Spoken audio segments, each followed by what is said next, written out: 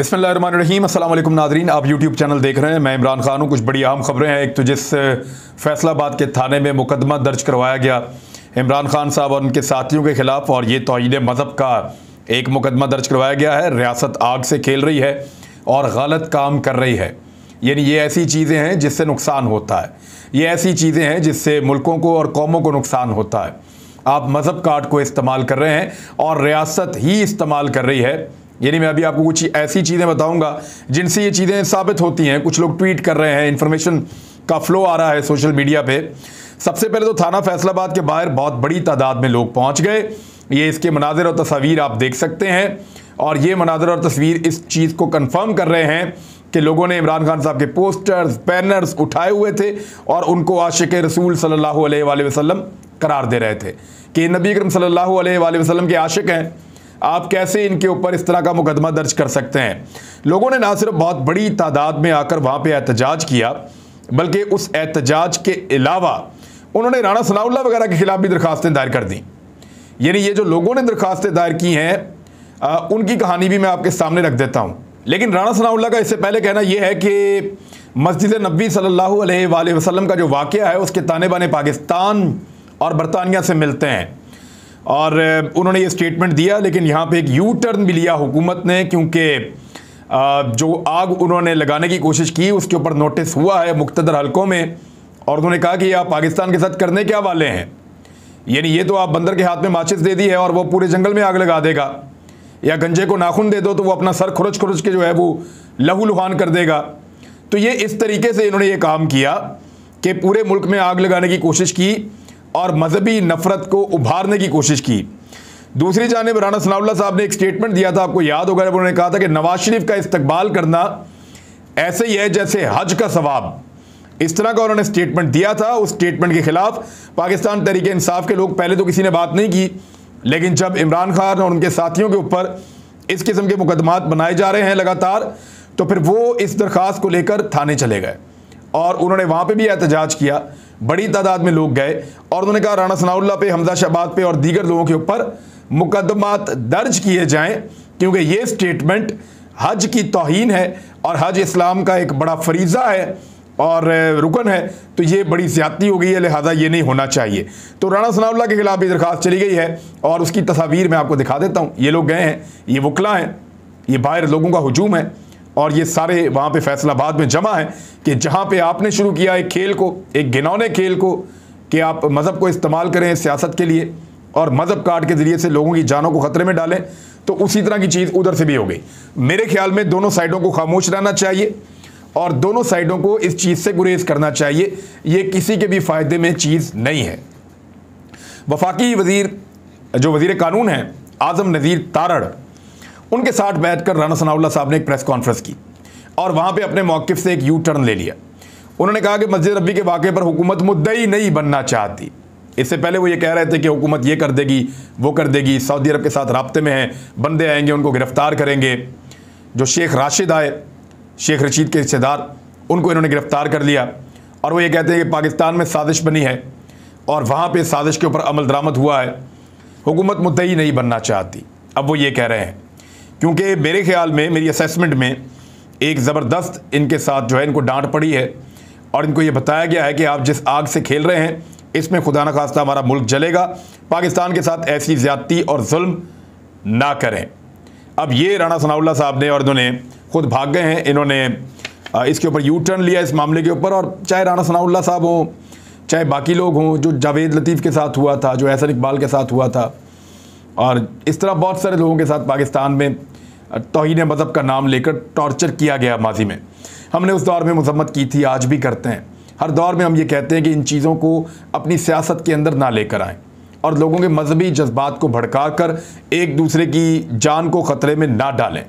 अब इसकी शुरुआत बड़ी बदकिस्मती है कि हुकूमत ने की, लेकिन अब मेरे ख़्याल में इन चीज़ों को नीचे जाना चाहिए। और जो असल मामला है कि पाकिस्तान में बैरूनी साजिश हुई, उसके नतीजे में एक रजीम चेंज ऑपरेशन हुआ, लोग एक नई बनने वाली हुकूमत को इम्पोर्टेड हुकूमत समझते हुए तस्लीम नहीं कर रहे। ये इश्यूज़ हैं, इनकी तरफ आना चाहिए, इन पर बात करनी चाहिए। उल्टा इस खेल को ज़्यादा घिनौना बनाया जा रहा था। यहाँ पे एक सोशल मीडिया यूज़र हैं, इनका ताल्लुक पाकिस्तान तहरीक इंसाफ से है, इंजीनियर नवीद, और उन्होंने एक ट्वीट किया है और उस ट्वीट के अंदर वो ये क्लेम कर रहे हैं कि इमरान खान साहब के ख़िलाफ़ या पाकिस्तान तहरीक इंसाफ के ख़िलाफ़ टैक्स पेयर्स के पैसों के साथ, यानी जो पाकिस्तान के टैक्स देने वाले लोग हैं उनके पैसों के साथ एक इश्तिहारी मुहिम चलाई जा रही है। और मदीना मुनव्वरा में वाक़या हुआ उस वाक़े को बुनियाद बनाकर सबको ये कहा जा रहा है कि आप फौरी तौर पे इस किस्म के इश्तिहारात तैयार करें। अब इसके सबूत के तौर पे उन्होंने एक स्क्रीनशॉट लगाया है अपने सोशल मीडिया पे, मैं आपको पढ़ के सुना देता हूँ, इसकी तस्दीक या तरदीद हुकूमत कर सकती है। इस पे लिखा है ऑल एजेंसीज आर रिक्वेस्टेड, और ये कह रहे हैं कि वजारत इत्तलात की तरफ से ये हुआ है, मरियम औरंगजेब की वजारत की तरफ से। All agencies are requested to prepare print ad at unfortunate incident took place in Saudi Arabia, deadline for submission is 7 PM today. कि तमाम जो एजेंसीज हैं उनसे ये दरख्वास्त की जाती है कि वो फौरी तौर पे एक प्रिंट एड्स या अखबारी इश्तिहारात जो हैं वो तैयार करें जो वाक़या सऊदी अरब में हुआ उसके हवाले से, और वो तैयार करने की जो डेडलाइन है वो 7 बजे शाम तक की है। Print ad on recent unfortunate incident at रोज़ा रसूल सल्लल्लाहु अलैहि वसल्लम, इट में कंटेन द कुरानिक वर्स, यानी ये जो रोज़ा रसूल के ऊपर हुआ उसके नज़दीक इसमें जो है कुरान पाक की आयत ज़रूर शामिल की जाए, और फोकस शुड बी ऑन नामूसे रिसालत, और इसके अंदर जो फोकस किया जाए वो नामूसे रिसालत के मामले के ऊपर किया जाए। एंड आवर कंडक्ट, और हमारा इसके ऊपर क्या कंडक्ट है, सच सेक्रेट प्लेस, और इस जगह के ऊपर हमारा क्या रोल होना चाहिए इतनी मुकद्दस जगह के ऊपर।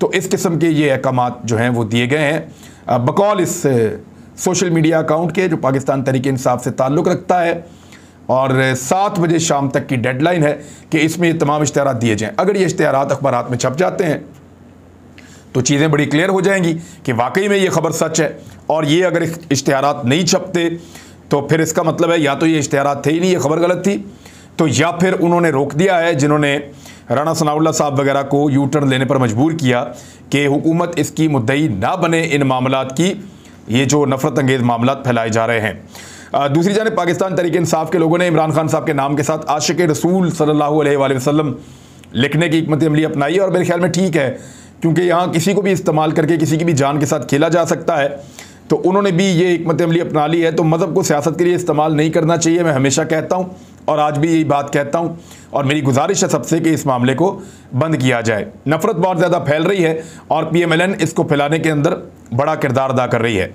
मिसाल के तौर पर इस्लामाबाद में एक लड़ाई है, इसकी ये मनाज़िर आप देखें, इसकी तस्वीर, यहाँ पे पीपल्स पार्टी और PMLN और PTI के लोगों में लड़ाई हो गई, कुर्सियाँ चल रही हैं। 2 दिन पहले एक लड़ाई हुई थी जहाँ पे कासिम सूरी पे अटैक किया गया था, आज दोबारा लड़ाई हुई है। और अगर गली मोहल्लों में, बाज़ारों में, होटलों पे ये लड़ाइयाँ ऐसे शुरू हो जाती हैं तो पाकिस्तान को ये लोग सियासतदान ये किस तरफ धकेल रहे हैं। ये जानबूझकर एक ऐसा माहौल पैदा किया जा रहा है जो किसी की भी फेवर में नहीं होगा, और उल्टा पाकिस्तान के इदारे और पाकिस्तान मज़ीद बदनाम होगा। सिर्फ इलेक्शन ही इस मामले का हल है। लोगों को इलेक्शन की तरफ ले जाएं और जो ज़्यादती हुई है उसको ख़त्म कर दें। यानी जो ज़्यादती हुई है वो तो हो गई, जो गलती होनी थी वो हो गई, इमरान खान साहब ने इसको ऐसे कहा था। तो आप इलेक्शन के अंदर सबको खुला मौका दें कि तमाम पॉलिटिकल पार्टीज़ हैं, आओ इलेक्शन लड़ो, जिसको जितने वोट पड़ते हैं वो उतनी हुकूमत बना ले। इमरान खान जीत जाए, शहबाज शरीफ जीत जाए, बिलावल जीत जाए, फजलुर रहमान जीत जाए, जो जहाँ पे जीते वो वहाँ पे अपनी हुकूमत बनाए।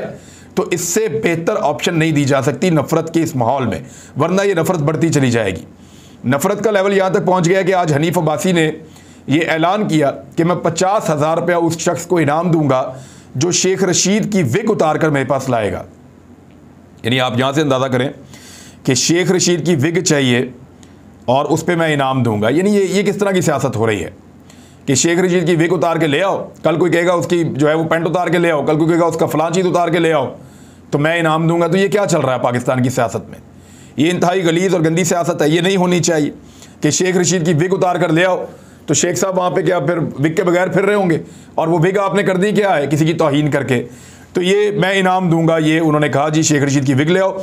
दूसरी जानब शेख रशीद अहमद ने जो है वो ये एक दरख्वास्त जमा करा दी है FIR के लिए कि अगर मेरी जान को ख़तरा है और अगर मुझे मारा गया तो उसने शरीफ ख़ानदान के लोगों के और राना सनाउल्लाह के नाम लिए हैं कि ये लोग ज़िम्मेदार होंगे अगर मैं मारा गया या मेरी जान जो है उसको नुकसान पहुंचा तो, और मेरी जान को इन लोगों से खतरा है, ये किया।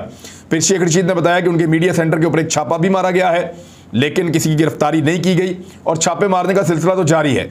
मैं आपको एक और खबर दे देता हूं कि आरिफ हमीद भट्टी साहब जो सीनियर सहाफ़ी हैं, मेरा बड़ा अच्छा उनसे ताल्लुक़ है, गुज़िश्ता रात ये 2 मरतबा हो चुका है, उनके घर के ऊपर बाकायदा नामालूम अफराद आते हैं और वो आके बहुत देर तक वहाँ पे सर्वेलेंस करते हैं, फिर उनकी बेल्स बजाई जाती हैं। और जब, क्योंकि आरिफ हमीद भट्टी साहब के घर के बाहर कोई सिक्योरिटी गार्ड नहीं है और उन्होंने कैमरे भी नहीं लगा रखे, और वो एक मॉडल टाउन के एक दरमियाने से घर के अंदर वो रहते हैं।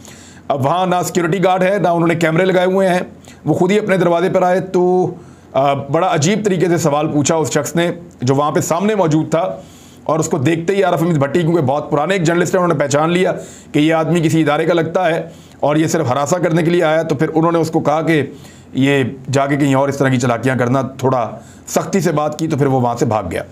बहरहाल ये इसी तरह की हरासा करने के तरीक़ाकार होते हैं। शुरू में हरासा किया जाता है, रात के वक्त लोग भेजे जाते हैं, कभी बेल बजा देते हैं, कभी लोग झांक रहे होते हैं, कभी कुछ इस तरह की हरकत, कभी कोई लेटर फेंक दिया जाता है। तो ये चीज़ें की जाती हैं, ये पहली स्टेज है। उसके बाद हरासमेंट को बढ़ाया जाता है और अल्टीमेटली बंदों को गिरफ्तार भी किया जाता है। तो आरिफ हमीद भट्टी साहब हमारे बड़े अच्छे दोस्त हैं, हम इस मुश्किल वक्त में उनके साथ खड़े होंगे, ये एक ज़्यादती है। अब आपके सामने एक और डाटा शेयर करता हूँ, ये बहुत इंपॉर्टेंट है, लेकिन इससे पहले ये खबर ले लें कि नवाज शरीफ साहब की सज़ा मुअत्तल करने का फैसला किया जा चुका है। इसको हतमी मरहले में दाखिल किया जा रहा है और मौजूदा हुकूमत इसके ऊपर पूरा प्लान कर रही है कि किस किस तरीके से आईनी ऑप्शंस, कानूनी ऑप्शंस इस्तेमाल करते हुए साबिक वज़ीर-ए-आज़म नवाज शरीफ साहब की सज़ा को मुअत्तल किया जाता है। राना सनाउल्लाह साहब और मरीम नवाज़ साहबा इस सारे मामलात को देख रहे हैं और कानूनी माहिरीन भी इसके अंदर मदद कर रहे हैं। तो राना सनाउल्लाह साहब ने इसका इशारा भी दे दिया है, नवाज शरीफ साहब की सज़ा को मुअत्तल किया जा सकता है। तो वो लोग जिन्होंने पाकिस्तान के साथ ये तजर्बा किया है वो मुबारकबाद के मुस्तहिक हैं कि एक मफरूर मुजरिम जो पाकिस्तान से भाग गया था इलाज करवाने के लिए कि 4 हफ्ते में वापस आ रहा हूँ, वो 2.5 साल के बाद उसकी सज़ा मुअत्तल करने की बात हो रही है। और जिन्होंने ये तजर्बा किया है उन सबको मुबारकबाद हो। शहबाज शरीफ साहब ने जो लाहौर का दौरा किया उसकी अच्छी कवरेज नहीं हुई, उनका स्टैंडर्ड मीट नहीं किया पाकिस्तान टेलीविज़न ने, PTV ने, और PTV के 17 बंदे मुअत्तल कर दिए गए हैं। 17 बंदों को फारिग कर दिया गया पाकिस्तान टेलीविज़न के कि आपने शहबाज शरीफ के लिए अच्छी कवरेज नहीं करवाई। तो सोशल मीडिया के दौर में और जो इलेक्ट्रॉनिक मीडिया उसके दौर में आज भी वो PTV के ही सारे, वो समझते हैं कि PTV सारा कुछ करके देगा। तो ऐसा तो नहीं होता। 17 बंदे मुअत्तल जो किए गए हैं उन बंदों का ये कहना है कि उनको सियासी इंतकाम का निशाना बनाया गया है। अब जो 2 खबरें हैं ज़रा ये गौर से सुनिएगा। मौलाना फजलुर रहमान साहब ने इमरान खान साहब के ऊपर एक बड़ा संगीन एलिगेशन ये लगाया था कि ये आदमी यहूदियों का एजेंट है, इसने पाकिस्तान में हज महंगा कर दिया है। 2021 में और 2020 में इन्होंने बड़ा रोला डाला हुआ था कि हज महंगा कर दिया, ये आदमी इस्लाम का दुश्मन है, यहूदियों का एजेंट है, इस तरह की बातें कर रहे थे। इमरान खान साहब का 2021 वाला जो हज था उनके दौर में उसके जो पैसे देने पड़ते थे सरकारी हज के, वो 4,80,000 कुछ जगहों पे और 4,90,000 कुछ जगहों पे, और कुछ जगहों पे 4,35,000, ये 4.5 लाख का, 4.5 लाख का हज था। किस दौर में? इमरान खान के दौर में, 2021 में, पिछले साल तक। और इसके ऊपर बड़ा वावेला करते थे फजलुर रहमान साहब और उनकी पार्टी के तमाम लोग। अच्छा, इस मरतबा जो सरकारी हज है मैं उसके बारे में आपको बता देता हूं कि कितने का हो रहा है। और फजलुर रहमान साहब की अपनी पार्टी का हज मिनिस्टर है। और पहले इमरान खान जब कहते थे कि पूरी दुनिया के अंदर चीज़ें महंगी हो रही है, सऊदी अरब ने हज महंगा कर दिया है, सऊदी अरब ने इतनी सख्तियां कर दी हैं, तो उस वक्त फजलुर रहमान नहीं मानते थे। वो कहते थे झूठ बोलता यहूदियों का एजेंट है। अब जरा फजलुर रहमान साहब के अपने जो वजीर हज हैं उन्होंने जो हज की स्कीम का ऐलान किया है, तो हज की कीमत बढ़ के यानी 4.5 लाख से बढ़ के 9,49,000 यानी 9.5 लाख हो गई है। दुगनी कीमत कर दी इन्होंने हज की। यानी इमरान खान साहब के दौर में हज जितने पैसों में होता था उससे डबल पैसों में हज अब करवा रही है मौलाना फजलुर रहमान साहब की वजारत हज। तो मौलाना फजलुर रहमान साहब आप किसके एजेंट हैं? इसका जवाब अब आपको देना पड़ेगा। लोग अब आपसे सवाल पूछेंगे कि जो हज इमरान खान 4.5 लाख में करवाता था, 9 लाख उसका डबल है, आपने 9.5 लाख में करवा दिया। डबल से भी ज्यादा कीमत के अंदर आप हज करवा रहे हैं। कौन है आप?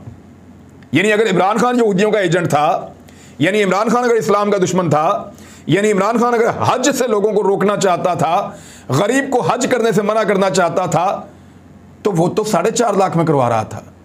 आप 9.5 लाख में करवा रहे हैं। आप क्या चाहते हैं हुजूर?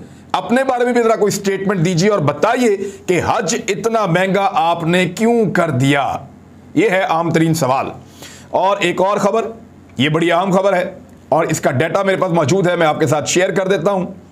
डाटा यह कह रहा है कि नई हुकूमत का जो पहला महीना है, यानी अप्रैल का महीना, इसमें 20 दिन इस हुकूमत ने, यहां पे 20 दिन तक ये हुकूमत मौजूद रही है और उससे पहले भी कंट्रोल इन्हीं का हो गया था हर चीज़ के ऊपर, और रातों को अदालतें खुल रही थी, हर चीज़ पे कंट्रोल इनका था। तो इदारा शुमारियात ने महंगाई से मुतालिक माहाना रिपोर्ट जारी कर दी है, जिसके मुताबिक मुल्क में मुसलसल छठे महीने भी महंगाई की शरह दोहरे हिस्से में रही है। अप्रैल में महंगाई की शरह बढ़कर, मजीद बढ़कर, यानी 27 माह की बुलंद तरीन सतह पे महंगाई पहुंच गई है। ये हुकूमत बनी थी महंगाई को कम करने के लिए, ये आए थे महंगाई को खत्म करने के लिए, और इनके दौर में जब ये आए हैं तो लगातार चीजों की कीमतें बढ़ी हैं और बढ़ के पहुंच गई हैं 27 महीनों की बुलंद, यानी पिछले 2.5 साल की बुलंद तरीन सतह के ऊपर ये महंगाई को लेकर चले गए हैं। और एक और चीज, 13.37% महंगाई हो गई है। जनवरी 2020 जब कोरोना अपने उरूज पे था, उस वक्त से लेकर अब तक ये महंगाई की सबसे बुलंद तरीन शरह है। यानी जब कोरोना था ना, तब भी इतनी महंगाई नहीं हुई थी जितनी महंगाई इन्होंने अब कर दी है। अप्रैल में महंगाई में 1.61% का इजाफा हुआ। देही इलाकों में महंगाई 1.63% और शहरी इलाकों में महंगाई 1.6% तक बढ़ी। मार्च 2022 में महंगाई की शरह 12.7 थी और यह बढ़कर अब 13.37 हो गई है। तो ये जनाब इन्होंने किया पाकिस्तान के साथ। हज भी महंगा, चीज़ें भी महंगी। अब तक के लिए इतने, अपना ख्याल रखिए, अपने इस चैनल का भी। अल्लाह हाफ़िज़।